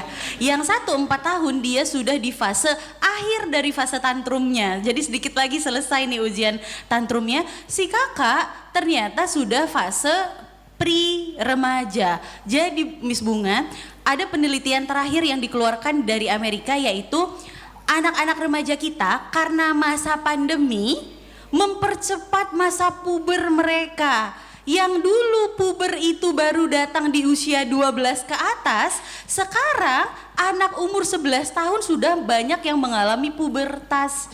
Jadi masa pubertasnya itu datang lebih awal. Jadi mungkin anaknya Miss Bunga sudah masuk ke masa pre-pubertas. Dan di masa pre-pubertas itu memang emosinya naik turunnya ngalah-ngalahin anak yang remaja beneran nih. Gitu ya, dan dia kadang-kadang sudah masuk di masa dimana dia ngerasa bahwa kalau ada satu perlakuan ibuku yang kurang menyenangkan, maka ibuku nggak sayang sama aku. Jadi one for all pemikirannya. Kan padahal bisa ya untuk satu ini tidak dipenuhi tapi masih sayang sama kamu gitu ya. Anak seperti itu kemampuannya berkurang memang untuk berpikir jernih. Jadi yang bisa dilakukan sebenarnya Miss Bunga, anak pertama nggak harus selalu mengalah. Agar adiknya juga belajar untuk mengerti peraturan sejak dini. Jadi kita misalnya bisa bikin game. Merah warnanya adik, biru warnanya kakak misalnya ya. Hari Senin yang dan misalnya satu minggu ada 7 hari gitu ya. Dan ini kita bikin kayak kocok arisan. Hari ini kita dengerin musiknya giliran siapa ya gitu. Tapi porsinya tetap adil. 3 kali kakak, 3 kali adik misalnya ya. Jadi kertas yang di dalam ini seimbang jumlahnya gitu ya. Hari ini giliran siapa ya? Oh ternyata giliran adik gitu. Nah misalnya giliran adik gitu ya, musiknya adalah instrumen baby, coba serahkan delegasikan ke kakak. Tetap instrumen baby tapi kakak pilihin yang mana track lagunya, track 1, 2 atau 3 yang ini suka nggak kak, sehingga kakaknya merasa punya kontrol juga terhadap pilihan si adik. Demikian juga si adik ketika memilihkan lagu murotal untuk kakaknya, kasih tahu, ih adik sayang banget sama kakak, sama teteh ya, dipilihin lagu yang bagus, sehingga si teteh nggak ngerasa bahwa ini adalah makhluk kecil menyebalkan yang semua keinginannya diturutin sama ibuku gitu ya. Karena persepsi anak pertama kepada adik seringan seperti itu.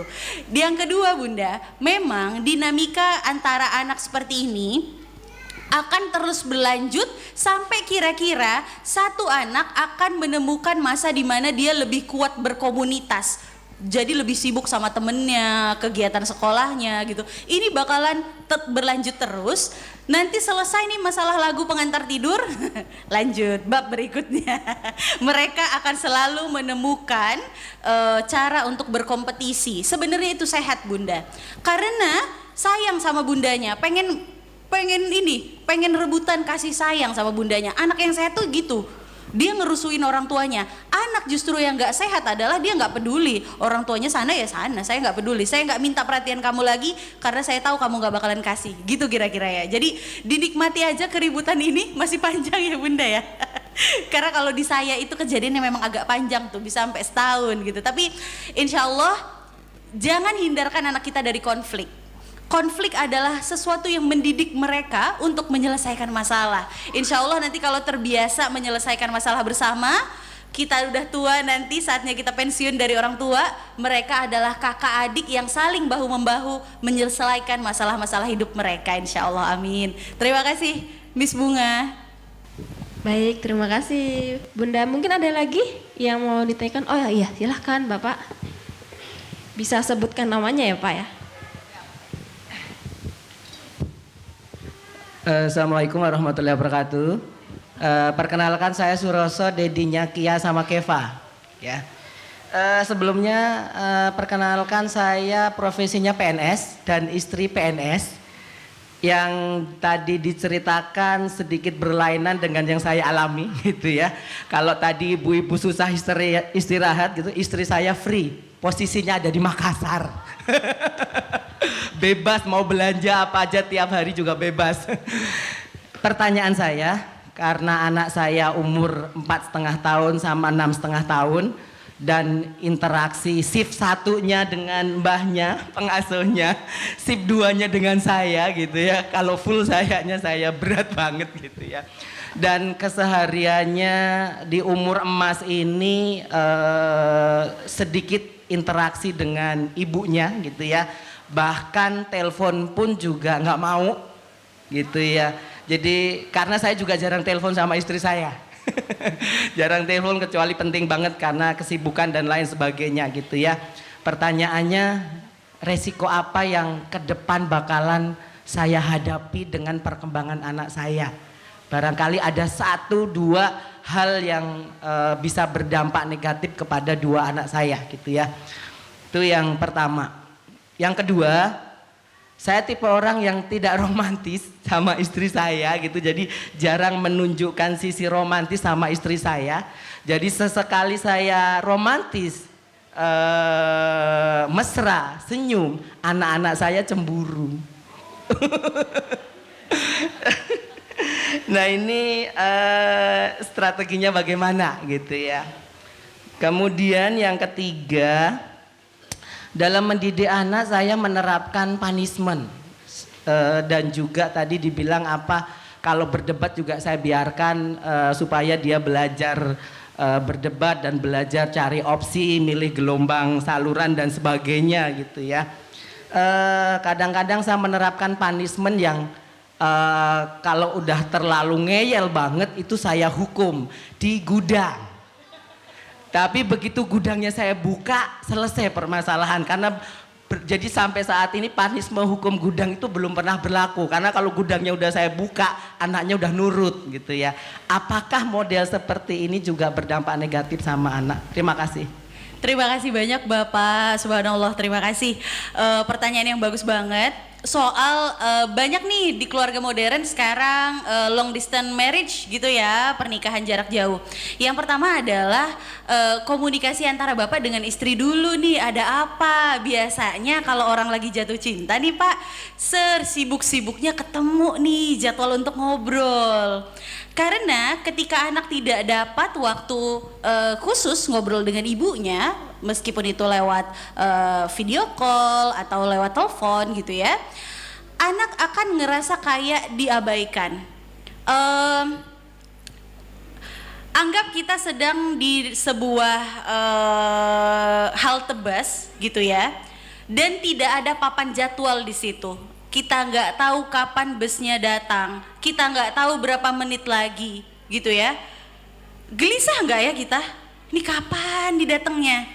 Bandingkan dengan ketika ada papan jadwal di situ, bisnya akan datang setiap 20 menit sekali misalnya. Meskipun 20 menit itu lama, tapi kita menunggunya dengan ketenangan karena kita punya ukurannya, punya hitung-hitungan waktunya.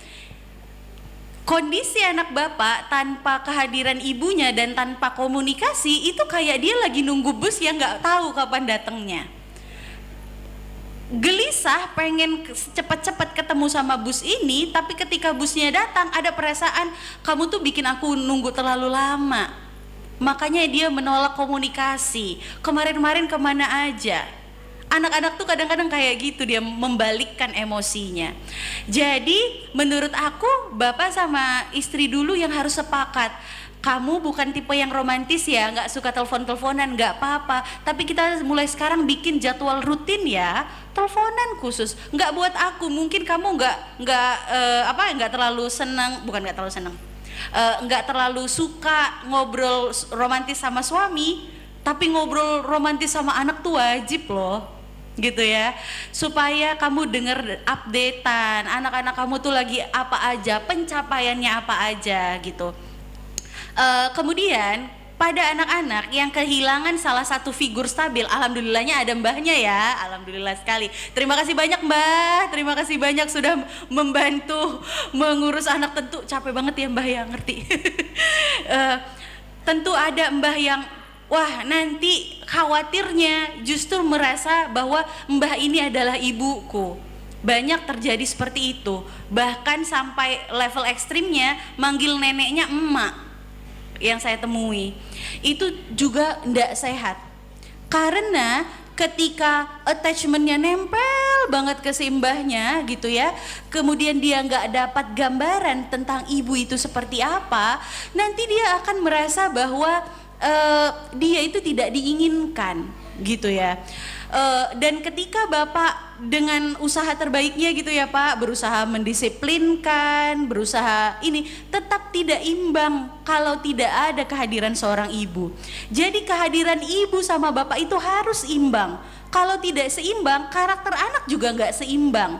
Kadang-kadang dia ramah banget sama orang, tapi kadang-kadang dia menyendiri, nggak mau ngobrol sama siapapun. Kadang-kadang dia ketawa, ngekek, oh seneng banget. Kadang-kadang kalau sedih dia berlarut-larut. Anak mengalami ketidakseimbangan. Jadi usahakan obrolin ke istrinya, yuk, nggak mau ngobrol romantis sama aku, ngobrol lah romantis sama anakmu, gitu ya. Dan juga ketika si ibu waktunya pulang, tentu ada waktunya pulang ya Pak, ketemu sama anak-anak, tolong bilang sama istri untuk hentikan, stop pekerjaan. Karena sekian puluh hari, sekian lama harimu sudah untuk pekerjaan. Kalau ada di rumah, waktunya untuk anak-anak. Jangan sedikit-sedikit ngobrol sama anak, pegang gitu ya. Anak perlu ditatap, perlu dielus gitu ya. Yang kedua, ngobrol sama mbahnya. Ketika istri pulang, kasih waktu 1 hari untuk istri ngobrol berdua sama mbah, jalan-jalan kek, makan bakso bareng kek, apa gitu ya, supaya untuk menyatukan energi pengasuhan yang selama ini tidak ada gitu ya. Jadi memang agak berat nih PR istrinya Pak, sekalinya pulang banyak istrinya, tapi harus digituin, karena kadang-kadang anak itu merasa berterima kasih sekali atas sosok neneknya, tapi dia butuh ibunya. Bukan karena neneknya kurang perhatian ya, neneknya ngasih perhatian udah 100%, tapi dia tetap butuh ibunya.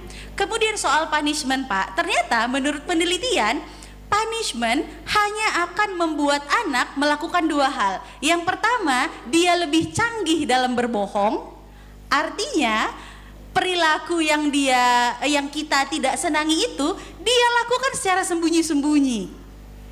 Atau yang kedua, dia jadi memendam rasa ingin tahunya. Gitu ya. Anak-anak itu kadang-kadang ketika kita lihat hasilnya kelihatan nakal Pak, tapi kalau kita lihat prosesnya kelihatan baik. Saya pernah pulang rumah, dapur saya, ya Allah saya udah takut banget, takut kebakaran. Udah gosong itu panci, beneran gosong. Saya tanya, nak kamu kok ngapain main-main kompor? Saya udah panik banget gitu ya. Kalau saat itu saya kalap, saya udah pukul anak saya sebelum saya tanya dia ngapain gitu ya, tentu anak saya udah sakit hati banget. Ternyata katanya mau bikinin teh buat mama, kasihan mama capek pulang kerja. Ya Allah. Dan dia tehnya udah jadi, tapi dia lupa matiin kompornya. Jadi si pancinya kebakar gitu ya. Gitu. Jadi kalau saya tidak memandang si teh yang udah jadi, tapi malah memandangi si kompor yang udah gosong, tentu anak saya itu nakal. Tapi kalau saya lihat tehnya yang udah ada, betapa cintanya dia sama saya, betapa pemikirannya jauh banget untuk menjamu saya, gitu ya. Jadi kenakalan anak biasanya bersumber antara 3, rasa ingin tahu, gitu ya. Kemudian dia sedang trial dan error, nyoba-nyoba gitu ya. Yang satu lagi usaha untuk cari perhatian. Itu 3 aja. Selebih dari 3 ini jarang anak berbuat nakal secara sengaja gitu ya. Jadi alih-alih punishment, menghukum, yang kita lakukan adalah justru berterima kasih atas hal positif yang dilakukan. Misalnya dia bikin banjir satu rumah gara-gara main air gitu ya. Wow, kita udah ngeliat rumah, aduh capek nih ngepel. Bagaimana kalau kita tanya dulu, Dek, sebenarnya main air tuh pengen apa sih nak? Pengen bantuin ngepel katanya. Atau kadang-kadang pengen bikin ini mainan buat adek gitu. Oh, terima kasih ya udah berusaha menghibur adekmu. Kita apresiasi dulu niat baiknya. Kedua, baru kita koreksi, tapi membuat adik senang, jangan sampai membahayakan ya. Ini lantai licin, kalau kalian lari-larian bisa jatuh loh dek. Kita kasih koreksi terhadap apa yang tidak benar. Dan yang ketiga, buat dia menjalankan konsekuensi. Jadi yang lebih kuat daripada punishment Pak adalah konsekuensi. Ya udah, ini rumah kamu pel sekarang. Mau itu ngepelnya nggak bersih, nggak bener, itu nanti ya nomor sekian. Kok toh pada akhirnya kita juga yang ngepelin nanti gitu ya. Tapi bikin dia berusaha ngepel rumah supaya dia tahu gimana capeknya membersihin rumah. Biasanya ya rasa capek, rasa bosen ngerjain kerjaan rumah itu lebih efektif Pak daripada dihukum. Karena takutnya gini, ketika anak sudah mengasosiasikan gudang dibuka artinya bapak marah, dia akan mencoba menebak-nebak kapan bapak marah. Biasanya anak itu nggak cuma menebak gestur, tapi sampai raut wajah kita, alis kita naik 1 mm, mata kita melotot sedikit, anak tahu bapak lagi marah. Dia langsung diem. Yang tadinya mau berbuat sesuatu langsung diem. Bapaknya berkonflik sama ibunya, lagi nggak enakan sama ibunya, dia langsung diem. Pasti ini karena aku nakal. Ini kenapa ya? Bapak kok kayak gini ya? Bapak capek di kerjaan, mukanya agak muram, dia langsung, aduh aku salah apa lagi ya? Bapak kenapa lagi ya? Perasaan aku udah semuanya bener deh. Kok bapak wajahnya kayak gitu? Karena anak adalah ahli mikroekspresi. Dia liatin wajah kita dengan detail gitu ya Pak. Jadi sebenarnya punishment itu tidak apa-apa. Tapi pastikan punishment itu nggak bikin anak kita jadi anak yang takut bereksplorasi, itu aja sih gitu ya. Dan kalau misalnya bisa diarahkan dengan memberikan konsekuensi, tentunya lebih baik. Terima kasih banyak Pak, semoga bisa menjawab. Baik, terima kasih. Mungkin ada pertanyaan lagi? Ayo. Oh ya.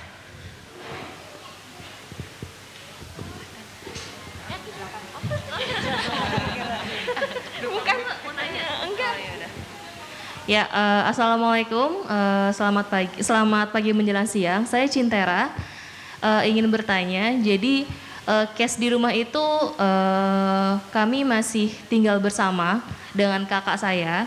Jadi ada anak saya dengan sepupu.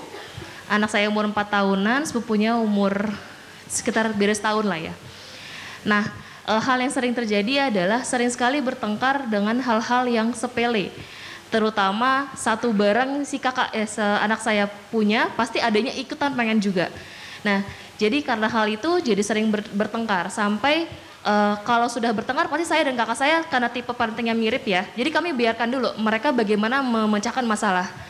Namun ketika sudah puncaknya pasti karena si adik ini lebih cenderung emosinya belum bisa tervalidasi sehingga lebih ke memukul seperti itu. Sehingga anak saya akhirnya punya rasa trauma. Sempat waktu itu 1 bulan itu keponakan saya itu tidak boleh masuk kamar sama sekali. Dan jadi punya ada rasa trauma antara mereka berdua gitu. Nah seringnya itu adalah sering berebut satu mainan. Nah jadi akhirnya karena yang saya tahu ya bagaimana cara menumbuhkan rasa berbagi antar anak itu adalah satu mainan itu bareng-bareng kemudian bergantian seperti itu kan. Jadi ketika si kakak misalnya punya mainan, maka si adiknya mencoba mengalah lah untuk berganti. Jika si kakak tidak mau memberikan, ya bersabarlah gitu, seperti itu. Dan akhirnya karena berisik banget nih, sering ada trauma seperti itu, sehingga ya udahlah, akhirnya diberikan mainan yang berdua. Jadi masing-masing itu sama, akhirnya seperti itu. Jadi muncul ego masing-masing. Nah, sebenarnya hal yang ditanyakan adalah bagaimana sepertinya solusi untuk solusi untuk hal tersebut. Apakah tetap dengan peraturan yang satu bersama atau masing-masing? Kemudian yang kedua, ada pertanyaan lagi. Karena Bunda posisinya saya bekerja dan suami bekerja. Jadi kami memiliki seorang pengasuh ya, biasanya dipanggil dengan Bude. Nah, si Bude ini dia tidak berani untuk tegas. Jadi dia selalu lemah lembut. Jadi dan tipikal anak saya itu dia nurut jika kita berikan afirmasi atau negosiasi itu ke orang tuanya terutama. Dan sedikit kakek neneknya itu tidak ikut campur tangan terhadap peraturan. Bunda ngomong dulu ya nak, sebentar ya. Boleh? Boleh? Ya, tidak ikut campur tangan terhadap peraturan yang sudah kami buat dan alhamdulillahnya itu bekerja dengan baik gitu di rumah. Tapi suatu ketika karena mungkin tidak tahu penyebabnya apa yang menyebabkan emosi si anak ini meluap itu selalu ke budenya karena budenya tidak berani tegas gitu ke anak saya. Nah akhirnya kita berusaha untuk negosiasi ke anak seperti yang tadi memberikan sebab akibat. Gitu kan, kalau Bunda tuh wanita, Bunda melahirkan, Bude juga punya anak, apakah kamu sedih jika Bunda dipukul orang, misalnya seperti itu. Dan itu selalu kami berikan, namun masih step proses gitu loh. Nah, sampai suatu ketika akhirnya neneknya turun tangan dan itu meledak. Saya tidak pernah yang namanya membentak anak, ketika saya emosi pun saya tidak pernah gitu, jarang. Bahkan ya seperti itulah. Pun ketika saya marah dengan diam saja, anak tuh pasti tahu. Dan akhirnya dia mengerti dan sifat ini memang sangat perasa gitu ya, gitu. Nah, pertanyaannya adalah bagaimana menyikapi hal tersebut gitu. Apalagi akhirnya neneknya itu terlepas emosinya sampai marah besar gitu, yang menyebabkan dia trauma dan tidak mau ditinggal oleh kedua orang tuanya. Nah, itu sih sebenarnya solusinya. Terima kasih, Mbak. Terima kasih banyak, Bunda. Jadi gini, ini perlu jadi perhatian kita sama-sama juga ya, bahwa anak tidak memiliki kemampuan yang benar-benar solid untuk berbagi sampai usianya 6 tahun. Di bawah 6 tahun, anak itu konsep berbagi, konsep sharing itu abu-abu di kepalanya. Ini apaan sih? Gitu. Kira-kira sama membingungkannya kalau ada teman kita datang, gue pinjem suami lu dong. Hah, apaan? Suami punya gue kok dipinjem gitu ya. Nah, begitulah anehnya konsep berbagi bagi anak di bawah 6 tahun. Jadi dia nggak ngerti, ini kan punyaku. Jadi masih ada fase egosentris ya. Mbak Viva tentu tahu sebagai master psikolog. Fase egosentris anak, kadang-kadang ada sih anak yang tidak terlalu egosentris gitu. Dan ini bukan anaknya egois ya Bunda ya. Memang beneran seperti itu fasenya. Normal dia tidak mau berbagi. Karena ini memang dia sedang belajar. Kalau dalam orang dewasa dia lagi mengatur teritori, ini tuh punya saya. Ini punya saya, nggak boleh diganggu gugat, kayak gitu kira-kira ya. Dan kemudian ketika anak diganggu teritorinya ini, wajar dia jadi agresif. Beberapa anak memang cuman diem aja, slow dia kalau mainannya diambil orang lain, santai aja, karakternya memang seperti itu. Tapi ada anak yang juga saya pertahankan nih punya saya. Mau ngejotos orang, mau nyakitin orang, saya pertahankan anak punya saya. Jadi yang kita harus evaluasi adalah kita puji kemampuan dia mempertahankan haknya. Karena kita waktu kecil ya banyak dididiknya kayak gini, jangan pelit-pelit, nanti gak punya teman. Gitu ya, kalau main jangan pelit-pelit, gak punya teman, ayo berbagi gitu ya. Lagi gak pengen berbagi juga akhirnya berbagi daripada dikatain pelit gitu ya. Akhirnya sampai gede gak enakan. Ada yang ngutang, kitanya juga lagi pas-pasan dikasih gitu ya. Gak punya batasan jadinya kita. Nah, anak lagi melatih batasan itu. Betapa nggak enaknya jadi orang nggak enakan. Siapa di sini orang nggak enakan? Pasti tahu ya, nggak enaknya jadi orang nggak enakan. Jangan didik kita jadi anak yang seperti itu, yang nggak enakan seperti itu. Karena nanti jadi people pleaser. Temennya semuanya kebagian apa, dia sendiri yang nggak diem aja gitu ya. Jadi satu sisi kita puji kemampuan anak untuk mempertahankan. Oh, adik nggak suka ya mainannya diambil ya. Buat anak merasa bahwa oh iya emakku ngerti, ibuku ngerti bahwa aku gak suka mainanku disentuh. Tapi kita kasih juga koreksi bahwa kalau adik gak suka jangan memukul.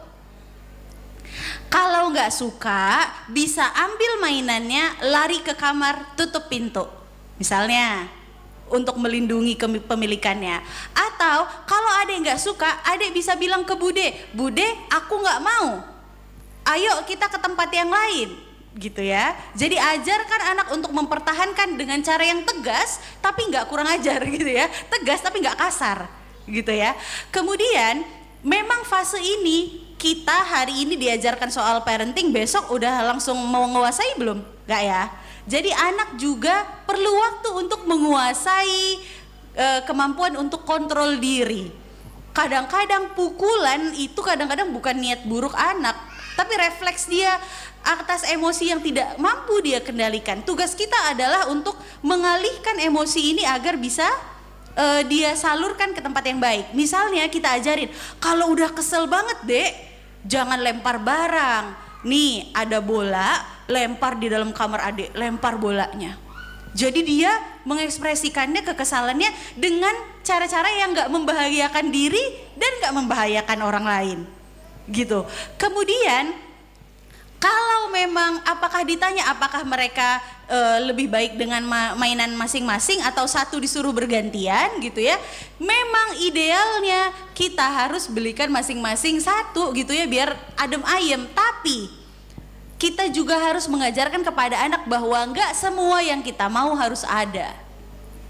Nggak semua kemauan kita itu harus diturutin sekarang gitu ya. Jadi ketika misalnya dalam kondisi dia harus berkonflik gitu ya, diambil mainannya atau mengambil mainan orang lain, ada konsekuensinya. Dan konsekuensinya apa misalnya? Kalau misalnya hari ini mainnya ada satu mainan, katakanlah main robot-robotan.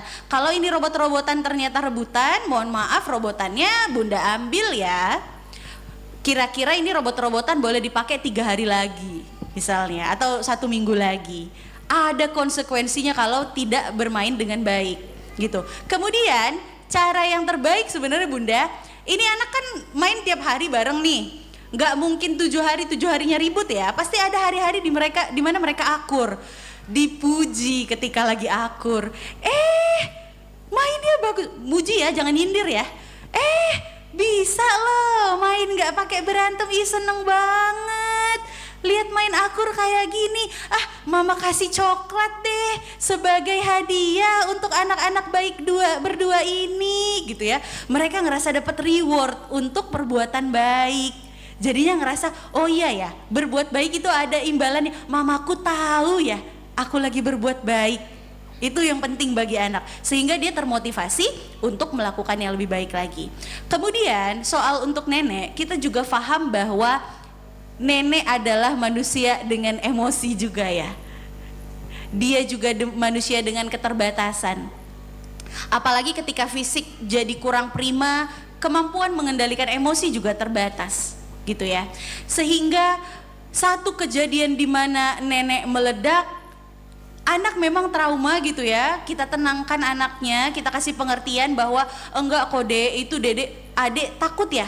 Adek takut ya ngeliat nenek marah, tapi bukan berarti nenek enggak sayang sama kamu. Kita jaga sama-sama nenek ya, supaya neneknya enggak kecapean ya, gitu ya. Supaya nenek enggak marah-marah sayang. Jadi kita tetap arahkan anak kita untuk mengasihi orang-orang di sekitarnya. Kita pun sebagai ibu, kalau suatu saat kita kelepasan marah, apakah kita pengen anak kita memusuhin kita? Enggak kan? Kita pengen anak kita mengerti bahwa kita adalah ibu dengan batasan gitu ya. Jadi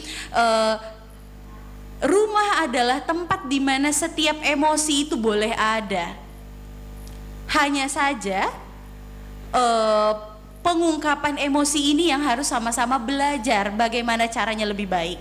Dan menurut aku Bunda, memang cara terbaiknya adalah berdamai aja bahwa anak bakalan rebutan sesuatu sampai nanti mereka usia kira-kira 6-7 tahun sudah lebih dewasa untuk bergantian, tapi tidak perlu dipaksa karena memang anak sedang mengeksersis kemampuannya untuk mempertahankan hak. Seperti itu Bunda, semoga bisa menjawab. Baik, terima kasih.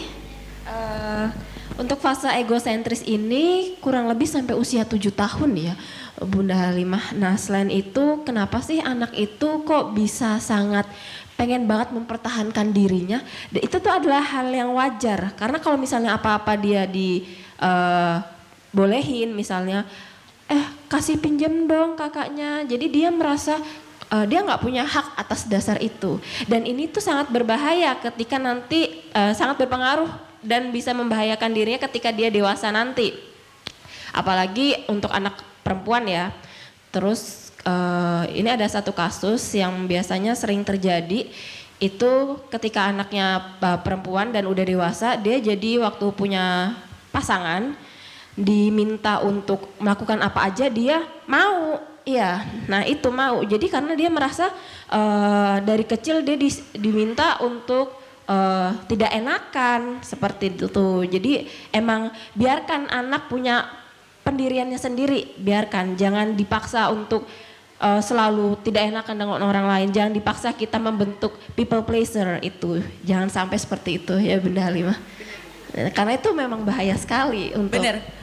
Ya, aku jadi inget juga Bunda soal anak perempuan yang nggak ngerti otonomi tubuhnya. Ini bagi anak, nggak hanya anak perempuan, anak laki-laki juga ya. Jangan berpikir anak laki-laki bisa bebas dari pelecehan seksual. Kasus yang terjadi di Jambi belakangan ini, yang ada berapa ya? 16 anak mengalami pelecehan seksual oleh seorang perempuan. Pelakunya bisa laki-laki bisa perempuan. Seorang perempuan itu adalah karena anak kita nggak ngerti batasan. Ini anak dipaksa untuk nonton video 18 plus gitu ya. Dan anak-anak ini kayak nggak enakan. Iya, aku kan disuruh orang tua, kan aku wajib mengiyakan perintah orang tua. Akhirnya mereka semuanya bahkan mengintip si tersangka ini berhubungan badan. Anak-anak ini dipaksa. 16 orang masih kecil-kecil gitu ya. Jadi kadang-kadang kita sebel ya, pengen jitak ini anak kita kalau susah banget diatur, tapi ternyata anak kita sedang melatih kemampuannya untuk menolak hal-hal yang menurut dia tidak baik gitu. Ya, kita bisa mengarahkan sebenarnya ya. Kalau misalnya untuk hal kayak gitu tuh kita sebenarnya bisa mengarahkan. Bukan berarti kita mengajarkan anak untuk membangkang, bukan. Tapi kita bisa mengarahkan seperti oh iya, mungkin maunya adek seperti ini ya. Iya, tapi kan baiknya kita seperti ini. Kurang lebih seperti itu. Mungkin ada ya tambahan lagi? Udah. Ada yang mau ditanyakan kembali? Oh iya, silakan.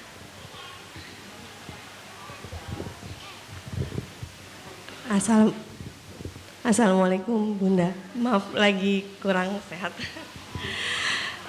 Sejak tadi kan pertanyaannya mungkin mengenai orang tua ke anak. Yang mau saya tanyakan ini mengenai unfinished, mungkin ada untuk orang tuanya sendiri biar lebih efektif atau lebih lemah lembut ke orang tuanya gini. Jadi kalau yang terjadi dengan kami, saya dan suami, kan kita semua, saya dan suami bekerja. Hari-hari anak di rumah dengan Mbah Kung dan Mbah Ti. Ada saat memang suami itu WFH kerja di rumah. Kebetulan kalau saya harus tetap keluar setiap hari. Kadang anak saya 2 jadi cuman beda 13 bulan. Mereka saling berkolaborasi dalam segala hal, yang baik, yang buruk. Satu saling memberikan ide dengan yang lain gitu. Bukan kadang sih, seringnya yang menjengkelkan. Papanya lagi, papanya lagi kerja, tiba-tiba yang satu membuat hal pecah konsentrasinya, tiba-tiba emosi, marah. Nah, ada beberapa kejadian yang kebetulan terjadi di depan saya. Lalu karena di depan anak-anak kan saya tidak mungkin konfront balik ke ayahnya. Bagaimana cara kami berkomunikasi tentang hal ini, karena setelah misalnya anak dibentak sama papanya, saya sakit hati, ngerasa ibunya kan. Tapi tidak bisa mengungkapkan itu gitu loh.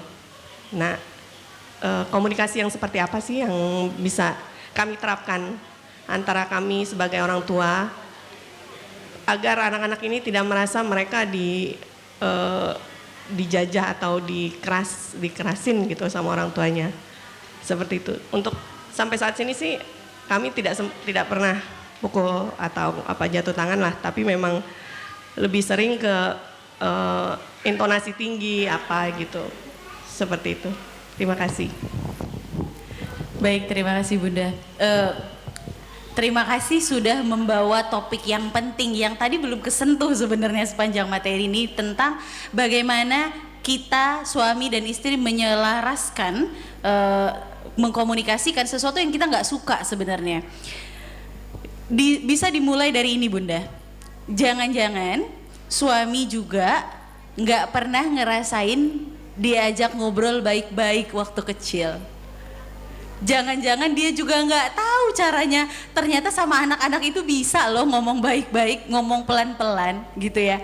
Saking kita waktu kecil sudah dinormalisasikan bahwa kalau anak nakal tuh ya udah dibentak gitu ya. Dibentak.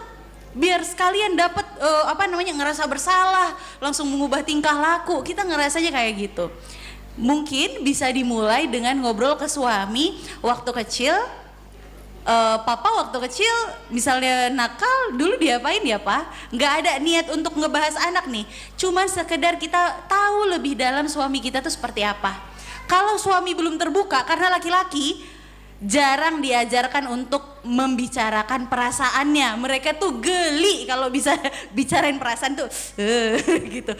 Karena laki-laki dari kecil tuh dipaksa, nggak boleh nangis loh kamu, nggak boleh cerewet loh kamu, kayak perempuan kalau cerewet gitu ya. Jadi ketika membicarakan perasaan, laki-laki itu kayak nggak nyaman. Hari ini aja nih bapak-bapak duduk di sini kita ngobrolin perasaan, nggak nyaman rasanya. Karena perasaan itu bukan untuk diobrolin bagi laki-laki ya. Masyarakat Indonesia membesarkan laki-laki itu dengan cara laki-laki bukan urusannya ngomongin perasaan, urusan kamu cari duit. Wih, seolah-olah kayak mesin gitu ya. Mereka kan juga punya perasaan. Jadi ngobrollah kepada suami, kira-kira waktu kecil yang ayah terima itu gimana sih, perlakuan tingkah lakunya gimana, pola asuhnya gimana. Yang kedua Bu, berterima kasih. Sebenarnya kalau bahasa gaul anak sekarang ini bare minimum gitu ya. Ih lu tuh bare minimum banget, nggak mukul anak gitu. Tapi kalau saya, sekecil apapun usaha suami untuk terlibat dalam pengasuhan anak, kita ucapkan terima kasih. Untuk merasa suami dihargai. Jangan-jangan suami itu udah nahan sekuat mungkin untuk nggak mukul. Kita nggak pernah tahu dia waktu kecil setiap kesalahan kecil dia dipukul, kita nggak tahu. Gitu ya, jangan-jangan dia kayak gituin gitu ya. Jangan-jangan ke anak kita dia itu udah menahan 10 kali lipat apa yang dia terima waktu kecil. Jangan-jangan kayak gitu. Menurut dia, saya membentak anak nih udah oke loh. Saya waktu kecil salah dikit sapu lidi yang terbang. Jangan-jangan kayak gitu. Suami kita ngerasa dia itu udah baik karena dia mengalami yang jauh lebih buruk gitu ya. Jadi ucapkan terima kasih. Makasih ya Ayah, sudah nolongin saya, sudah bantuin saya mengasuh anak-anak sementara saya lagi bekerja. Nggak banyak loh laki-laki yang bersedia yang melakukan yang ayah lakukan. Terima kasih ya Ayah, gitu ya. Suami ngerasa bahwa oh istriku ngelihat loh aku berusaha gitu ya. Tapi kita komunikasikan juga bahwa sebaiknya anak perempuan, apalagi di perempuan satu lagi laki-laki ya Bunda ya. Sebaiknya memang baik anak perempuan anak laki-laki sama, tapi khususnya kepada yang perempuan dia akan mendapat image bagaimana laki-laki yang baik itu dari papahnya. Mau itu papahnya seburuk apapun, anak langsung mencetak ini laki-laki ideal pasti gitu ya. Saya waktu dulu gitu mikir bahwa laki-laki ideal tuh kayak bapak saya, cool, nggak jarang ngomong gitu ya. Jatuh cintanya sama laki-laki yang begitu pendiam, lama-lama gondok sendiri gitu ya. Nah itu kan jadi blueprint. Kita pengen anak kita mendapat blueprint yang baik, contoh yang baik gitu. Karena kita bisa bilang ke suami, Pak, kalau kita biasa berkata kasar, anak kita nanti bakalan cari jodoh yang suka berkata kasar juga. Dia bisa bilang, aku gak mau cari jodoh kayak bapakku, gak bakalan gue cari jodoh yang kayak gitu. Tapi nanti dia jatuh cintanya sama yang kayak gitu lagi. Karena otak manusia itu udah diisi sama pola. Ini dia kalau ngelihat laki-laki, pola mana yang cocok. Makanya ada perempuan yang ogah jatuh cinta sama laki-laki baik. Enggak terlalu datar.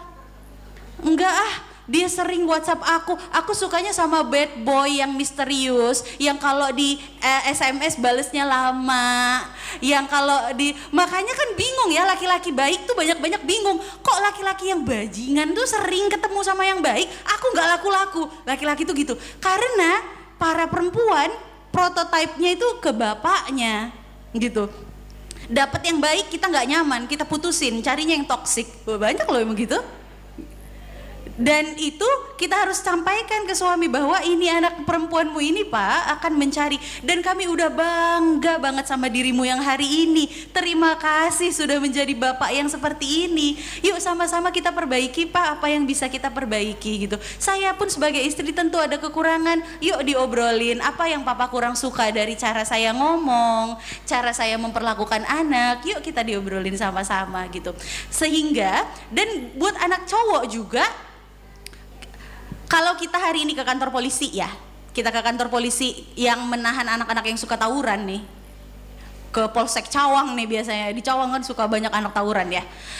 20 misalnya siswa SMA yang ditangkap karena ini tawuran. Coba tanya 20 anak ini siapa yang dekat sama bapaknya? Survei dari Kementerian Pendidikan Indonesia, anak yang terlibat tindakan kriminal masa remaja, juvenile delinquency namanya, adalah 70% anak yang gak deket sama bapak, gak punya koneksi sama bapak. Bapaknya di rumah sekedar ngasih duit pergi lagi. Dia ngerasa gak tahu kejantanan itu apa sih, sehingga dia mencoba mengeksplorasi kejantanan itu dengan bawa celurit, ngelemparin orang, ngegebukin orang. Ini bully, yang tukang bully-bully. Kadang-kadang kita ya, aduh gimana kalau anakku jadi korban bully. Kita mikirnya gitu ya, jangan-jangan anak kita justru tukang bullynya di sekolah. Karena kita gak punya koneksi sama anak kita gitu ya. Jadi jelaskan baik-baik Bu kepada suami bahwa peran bapak itu akan sangat mempengaruhi karakter anak-anak kita sampai 20-30 tahun kemudian. Dan saya rasa mungkin kadang-kadang yang menjadi gap komunikasinya adalah ketika kita ngerasa kalau aku ajak suami ngomong ini nanti suami tersinggung. Kita takut sama kata-kata tersinggung. Padahal sebanyak apapun kita hindari rasa tersinggung, suatu saat akan tersinggung. Namanya kita ini ya, berumah tangga, pasti kita menyinggung suami. Cepat atau lambat suami akan menyinggung kita akan menyinggung suami. Jadi sebelum ketersinggungannya ini melahirkan korban yang banyak-banyak gitu ya, kita akhiri sekarang ketersinggungannya, kita bicarakan sekarang. Dan anaknya alhamdulillah ekspresif sekali. Tadi waktu ibunya cerita, anaknya nyengir-nyengir, dia sadar dia melakukan tindakan itu ya deh. Jadi saya lihat sih anaknya tumbuh dengan baik, insya Allah belum ada, kita belum tahu ya, tapi insya Allah tidak ada sesuatu yang ini ya terlalu berat gitu ya, tapi bisa mulai diperbincangkan dan jangan takut untuk menyinggung. Hanya dengan rasa tersinggunglah kita bisa membicarakan topik-topik yang sulit.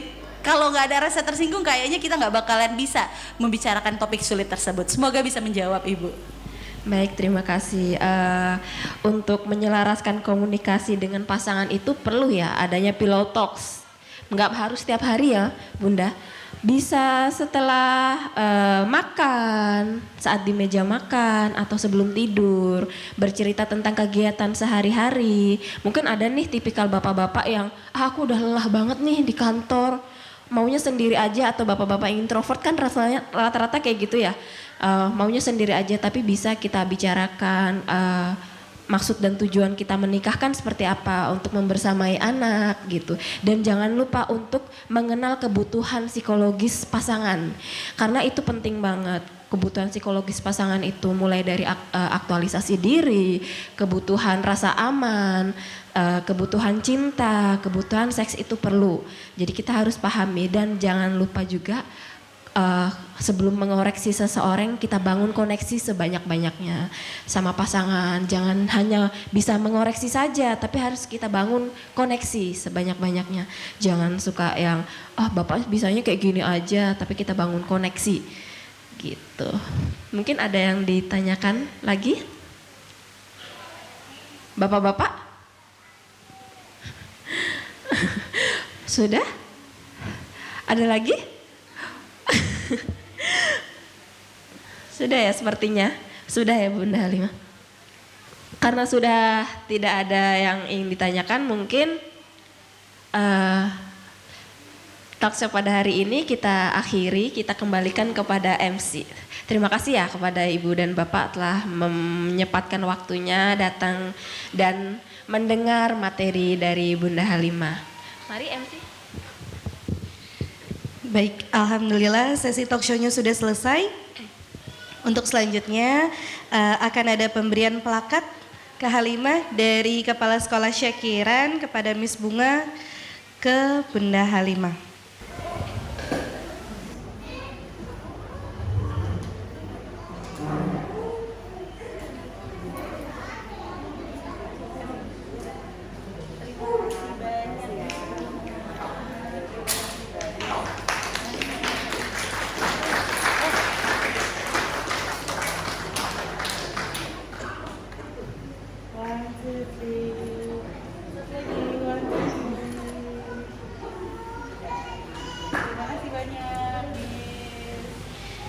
Oke, baik. Untuk selanjutnya akan ada sesi foto bersama. Jadi nanti Kak Halimah mohon berkenan untuk duduk di sebelah sini. Nanti akan diambil fotonya dari arah belakang. Syakiran Islamic Preschool